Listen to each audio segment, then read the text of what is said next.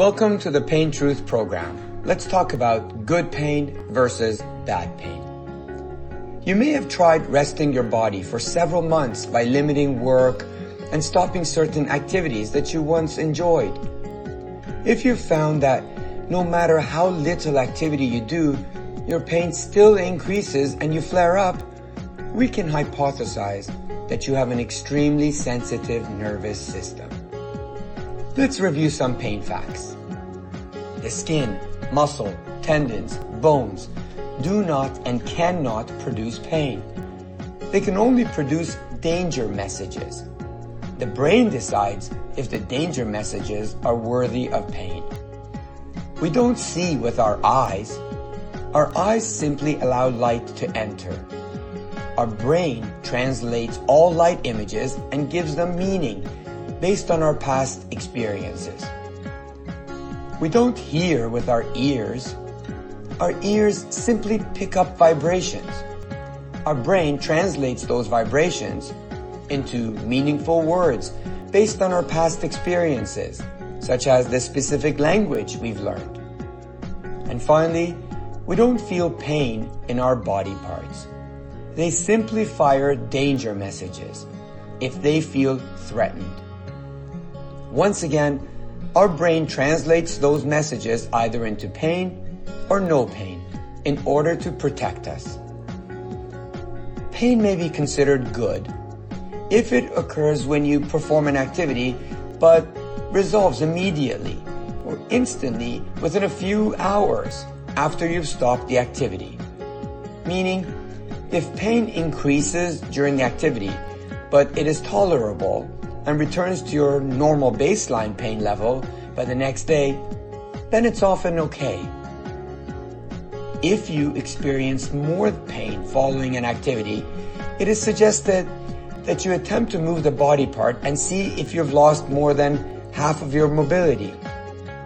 If you can still move the body part, it's unlikely that you've broken a bone, torn a muscle, or tore a ligament, meaning you have not had a serious injury. Experiencing good pain is essential for desensitizing the nervous system. Avoiding good pain may in fact lead to the nervous system becoming even more sensitized and overprotective. On the other hand, pain may be considered bad if it stays worse for 1 to 2 days after you stop the activity. Pain may also be considered bad if it increases during an activity and it is intolerable. Regularly experiencing bad pain may lead to the nervous system becoming even more sensitized and overprotective. To decide whether you are experiencing good or bad pain, try moving the body part and see if you've lost more than half of your normal movement. Meaning, if you can hardly move the body part, then that activity was too much for you to handle at this time. It's important to know that even if an activity causes bad pain, it doesn't mean that the activity was wrong or harmful for you. It just means that you simply did too much too soon. As soon as your symptoms return back to baseline, you must attempt to do the same activity that previously caused you the bad pain, but this time at half the intensity.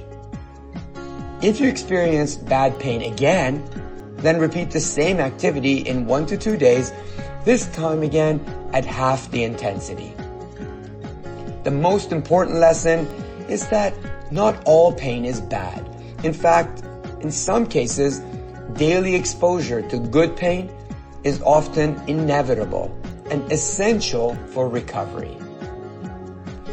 Let's take the example of walking, which for instance increases your low back pain. One day you decide to walk for 60 minutes. The next day you discover that your pain is a lot worse and that you can hardly bend forward anymore, meaning you've lost more than half of your ability to bend forward. After 1 day of rest, you will then reattempt the walking, but this time for 30 minutes, which is half of the 60 minutes that you previously attempted. Once again, the next day you're extremely sore and you've lost more than half of your mobility. After a day of rest, you reattempt 15 minutes of walking, which is half of 30 minutes. Although you feel more pain the next day, this time you've not lost your ability to move. This means that you experienced good pain after 15 minutes of walking. You continue with your daily 15 minutes until you feel ready to increase the time by 5 minutes and continuously monitor how you feel. The secret is that you must partially attempt the activity that you wish to return to every day. Too often, most people assume that all pain is bad pain and avoid the activity that worsen their symptoms for several weeks or months, which is disastrous for the nervous system and your physical health. If you're still not sure about good and bad pain, simply view this video again and ask your Pain Truth certified healthcare provider. Staying active is essential for calming the nervous system.